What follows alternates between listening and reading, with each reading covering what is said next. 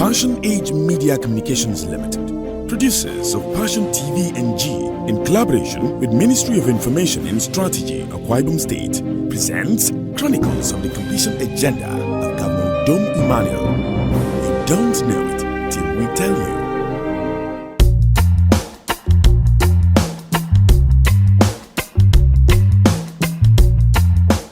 Hello, I am Sebastian Valentine. Today, we made a tour to the St. Gabriel Coconut Oil Factory in Akwa Ibom State. Now, what you know is that we do have a coconut oil factory. But what you don't know is if we're producing, if there is work available, or if there are opportunities that you can key in and benefit from. So we're here to help answer those questions. We'll take a walk into the factory. We'll go through the different departments and see what is happening in all of them. We'll get to sit and talk with the consultants in charge of this factory. We're looking forward to having your questions, your comments, and contributions. We are beginning the tour of the coconut factory now. The consultant is here. There are other workers. Good morning. How are you today? Fine, thank you. Okay, so quickly, let's see how much you tell us about this before we begin. Okay, coconut factory, it's a novel project of the Akwa Ibom State Government. It's the biggest in Africa, and I think it's going to be the 6th biggest in the world. When in you terms of say production that, capacity. Okay. Production capacity. Well, let's start from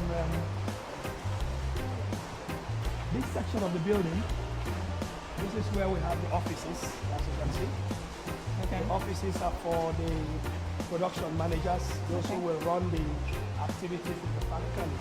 Now, look at this generator room. The factory has two 1,600 kVA generator.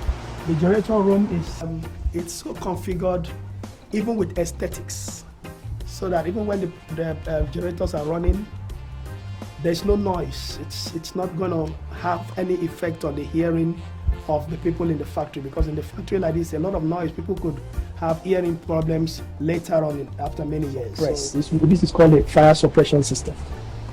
Okay. So what it does is it cuts off oxygen. Okay, so once there's no oxygen for the fire has to go off. So it's a special system. It's controlled. It's an automatically controlled system. It doesn't need any human intervention. If there is fire, it activates itself and shut down the fire.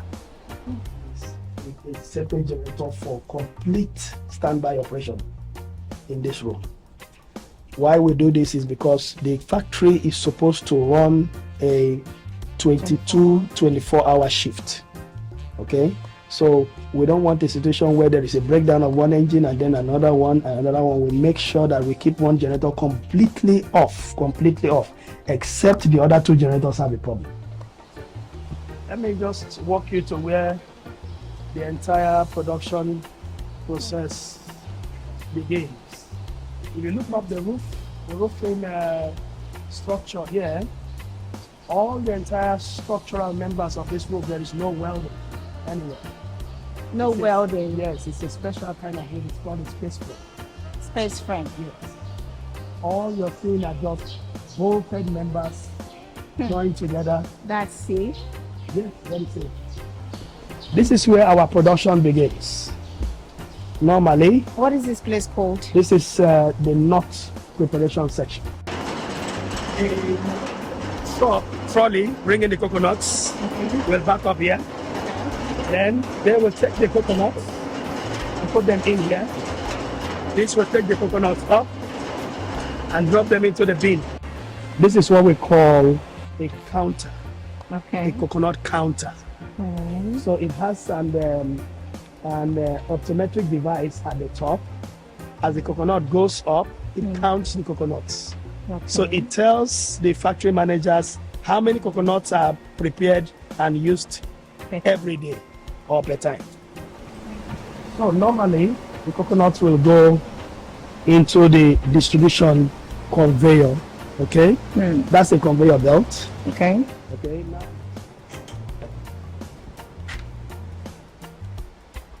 okay. So The coconuts drop in there and they go through the distribution conveyor belt. Now what the distribution conveyor belt does is, as it goes, it is controlled by somebody standing on these railings to drop into these bins. These are different bins.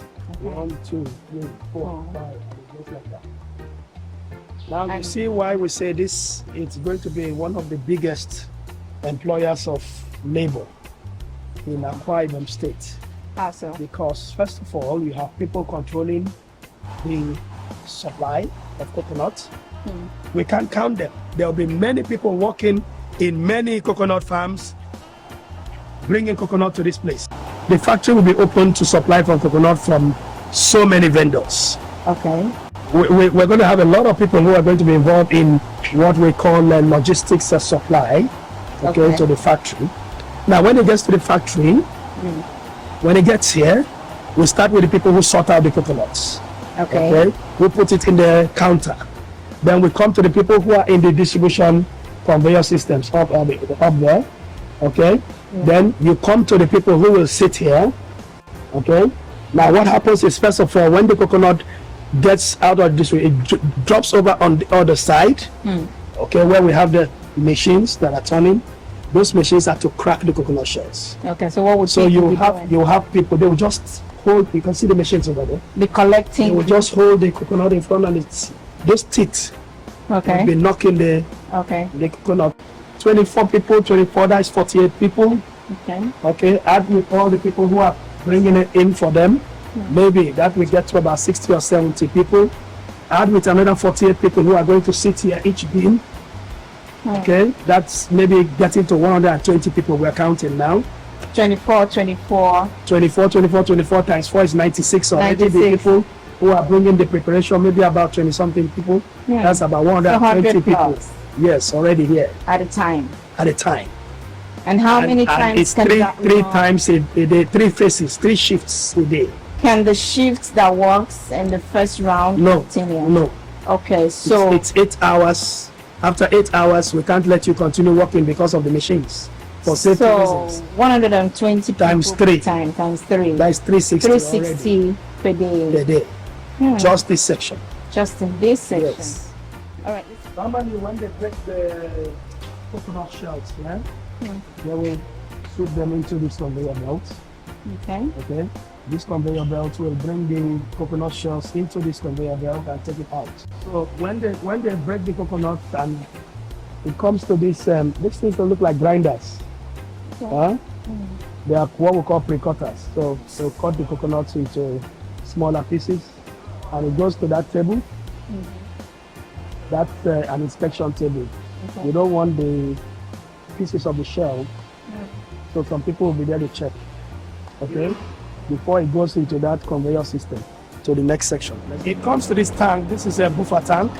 There's water, and then the coconuts go in there for washing. Washing tank. And then it goes through the conveyor, and it comes here, and these are the grinders. We call it power grinders. So the power grinders will grind the coconut until it's like wet powder, and then it goes through the screw conveyor again, which takes it to the next level. This is the drying section, but first of all, the pasteurization. Pasteurization is where we try to kill all the germs. We have to kill all the germs. You kill all the germs, all the unwanted microorganisms. So what we do, we pass the meat in through that tube, and that tube is connected to our steam plant. The steam plant sends hot steam. So the coconut is made to pass through hot steam very quickly. Hot steam is sometimes hotter than 100 degrees centigrade. Yes, it's pressurized. That's what we try to do locally by boiling it. Pressurized steam. So it kills everything before it goes to the dry machine. The dry machine has 3 stages, because normally you would keep the coconut in the sun to dry for maybe 3 days. But in this factory, we need to get that coconut that would have dried in 3 days to be dried in 10 minutes. Talk about technology. Yes. So instead of waiting 3 days, we wait just 10-15 minutes. And it's ready. Okay. But we have to pass it through stages very quickly. Run through different stages. Let's go through the other side. You can see. So the hot steam goes through the steam plant, okay, and comes in here. This is what we call a heat exchanger. There is a fan inside here, okay, that sucks video. in the, yes, everything is there, sucks in the air, but then the steam is going through all these fins, what we call fins. So the steam is going through there, so as the air is coming in, passing through the hot fins, it gets really hot. Then the fan sucks it in and blows it into these cabinets. Nobody stands around when that's No. Blows into this cabinet. So it's hot air going through the coconut meat, which is passing on mesh conveyors. What's in here? No. Okay. And Gabriel has taken how many holes already? Yeah, finally it goes through the conveyor system. So this is what we call the cold press. Cold press. You know that thing we do when we want to make fufu? Yeah. And we put it in a bag And squeeze and it. carry the stones and keep and squeeze it. Oh yeah. That's the cold press. Yeah. That's manual. Or the thing we do when we're making the palm oil.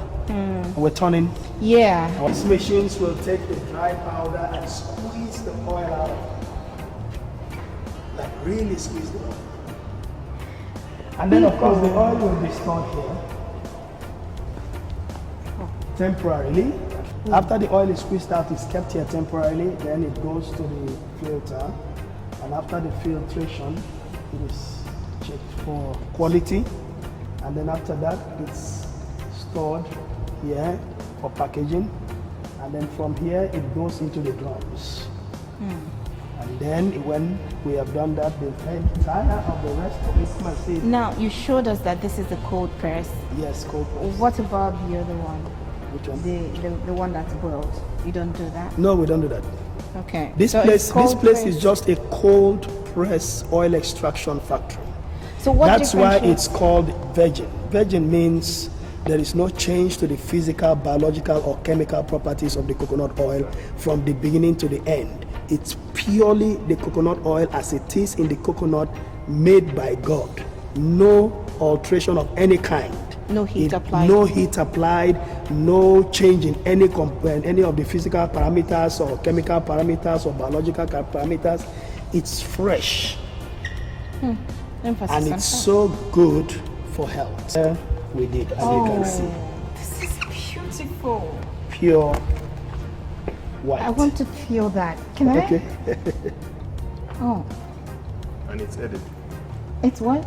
Yeah, you can test it. I can test it. That- Very nice. Before mean use here. No. Before zero. Yes. Oh, my goodness, this is good. This is the steam turbine. Steam turbines usually would be coal-fired, charcoal-fired, wood-fired, Okay. but now we brought the latest technology here. This one is diesel-fired. Yes. No, this one is diesel-fired. It's very expensive, but it's more efficient. How so? So this is your last site. Yes. So this supplies steam for all the processes in the factory. Factory. Yes. That's for the buffer tanks, for the pasteurization unit, for the air dryer units. And this is the only one. Yeah, it's enough. It's enough. So Feels comfortable. if you become the GM of the company, this is how you walk into your.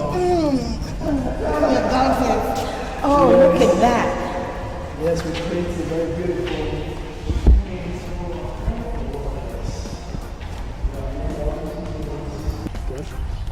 This is where the big guys will stay. Factory manager, deputy factory manager. Resident. Senior and semi-senior staff Over here. will be here. make it look like you are in London. London. Okay, I didn't see that coming.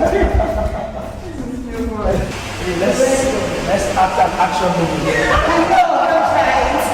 We cannot try that. I have plans to have so many Christmas. Why does it have to be in red? It's already scary. Yes, because these are advanced fire systems. These are fire pumps, okay? And what they do, they supply the fire hydrants around the factory.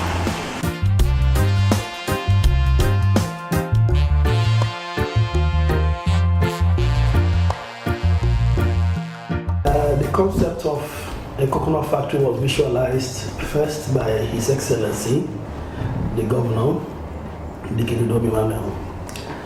Why? First of all, the idea is to look for a viable opportunity to diversify from the country's reliance on crude oil. Apart from crude oil, what other oils are in the market? One of them is the virgin coconut oil. And in fact, when the government looked at the virgin coconut oil, its prospective, its profitability, its uses, like we could turn Akwa Ibom State to a gold mine, okay?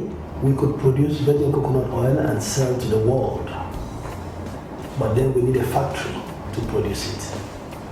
And that is why the St. Gabriel Coconut Oil Factory was betted to become Africa's biggest producer of virgin coconut oil and the 8th biggest supplier of virgin coconut oil in the world. By building a factory that has the capacity to turn out per shift 22,000 kilograms of virgin coconut oil. Why? Because virgin coconut oil is the rave of the moment. From the food industry to the cosmetic industry to the automobile industry to virtually every sphere of life. Virgin coconut oil has several uses and is much sought after. In fact, on the Moody Index, a ton of virgin coconut oil is selling now in the world market for about $16,000 US. Crude oil does not come even half as close as that. So if we have a factory that can turn out 22 tons of virgin coconut oil per shift, which means about 66,000 tons, multiplied by 16,000, that's millions of dollars in virgin coconut oil sales per day when this factory is running. That's more revenue than petroleum, than crude oil can give to Akwa Ibom State. First of all, I congratulate the visionary, His Excellency the Governor, Governor Udom Emmanuel, for that world-class coconut oil factory. It's the first of its kind in Africa. What you see there is wealth for Akwa Ibomites in the future. Why do I say wealth? There are 285 uses that the coconut oil can put to, and we need to check what the current market value for it is. And when that factory churns out virgin coconut oil into the market, which is in high demand, needed in all facets of economy, you would see that that is wealth for Akwa Ibom sitting there. Job creation, wealth creation, boosting the economy of the state and bringing development, not only to Akwa Ibom State but to Nigeria.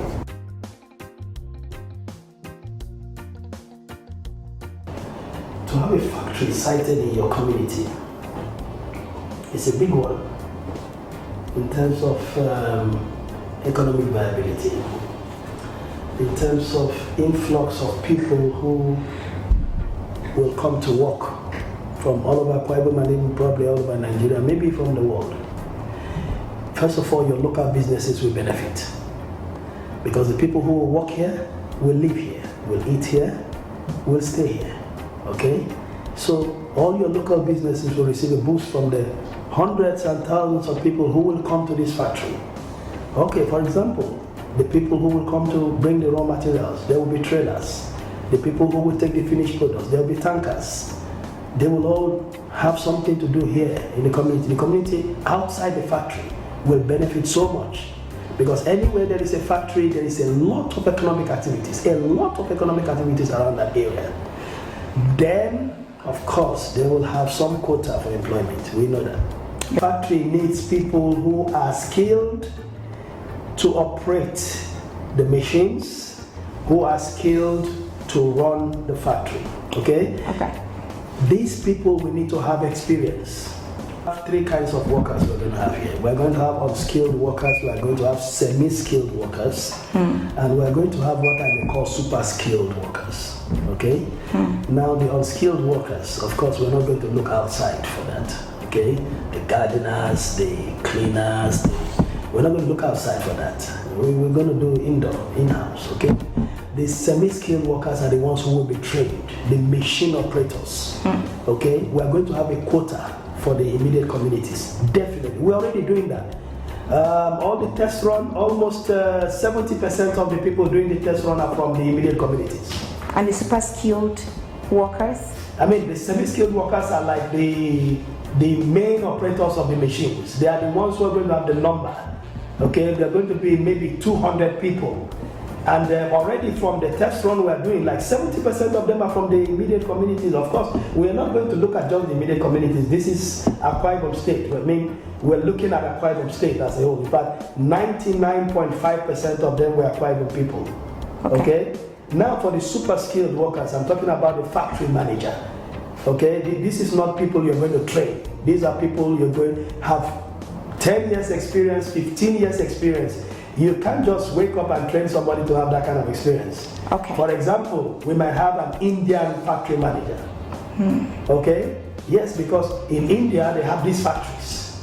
In Philippines they have these factories. In Nigeria we never had this kind of factory, even in Africa. Beyond unskilled labor, there is a place for hands-on training for people who may not have necessarily studied engineering or anything in that line, so that when they get into that place, they could learn on the job depending on what kind of course you chose. Sometimes if you did agri-engineering, maybe you'd be a bit familiar with the machines and how it runs, or some other part of engineering. You could be, even if you did engineering, when you get into a certain work environment, you'll be schooled on how to carry out certain activities that is outside what you learned in school. So that's where the hands-on training comes in. So people that are into the technical areas where you have mostly the engineers, they would fit in well into that factory setting.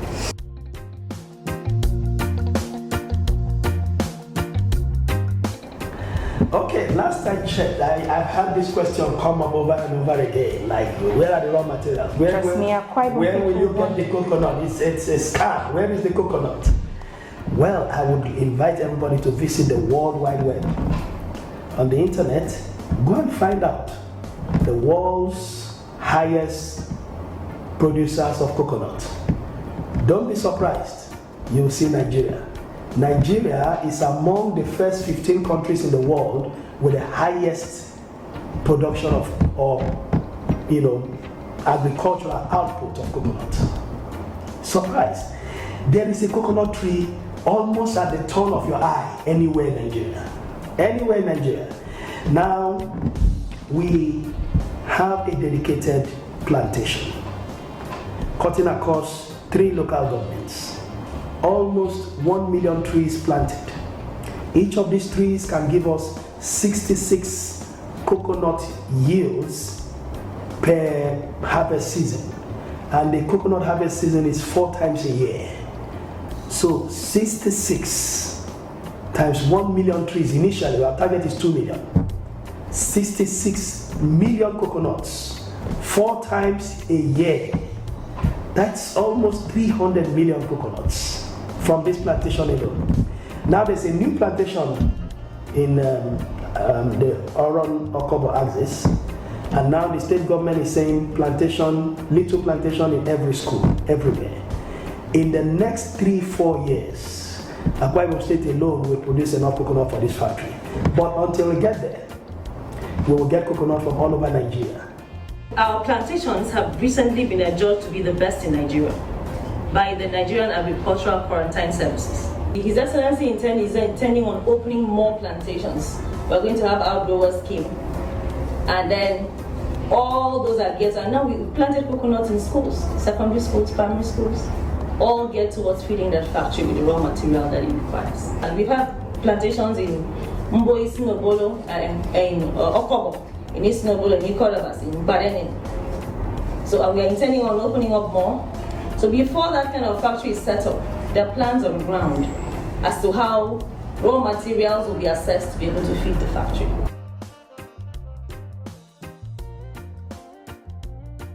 Education should never stop.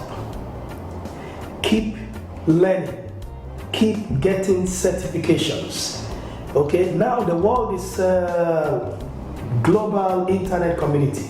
You can sit down in your house and do a course for just 1 week and get a certificate from Germany and get a certificate from Europe or UK. Okay, keep learning. This is what I tell people. Okay, for example, how would you imagine that a European company comes to build a factory like this in Akwa Ibom, okay? And then those who are found qualified to supervise them are also Akwa Ibom indigenes. It's because those Akwa Ibom indigenes went the long haul to get all the education, the experience outside Akwa Ibom that is required to be able to supervise the Europeans. Plant coconut trees everywhere, okay? Because when the factory starts, we're going to buy coconut from everybody.